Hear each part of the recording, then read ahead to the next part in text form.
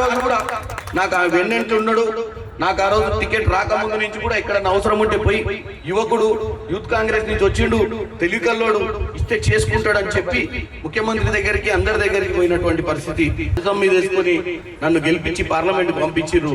నా మీద చాలా బాధ్యత ఉంది. ఇలా 4 కోట్ల జనాభా ఉంటే సగం జనాభా హైదరాబాద్ రంగారెడ్డి జిల్లాలోనే ఉంటది. మరి ఇక్కడ రిప్రజెంటేషన్ ఇవ్వకపోతే ఎన్నో సంవత్సరాలు 10 సంవత్సరాలు పోరాటం చేసిన పార్టీ ఈ రోజు ప్రభుత్వంలోకి వచ్చింది.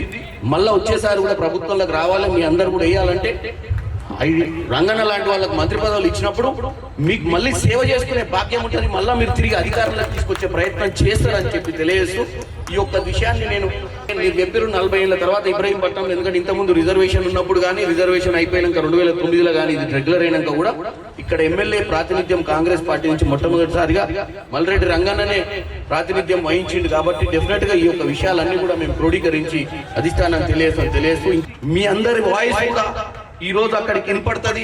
మీ వాయిస్ గా నేను ఈ విషయాన్ని అధిష్టానానికి తెలియజేసే ప్రయత్నం చేస్తా.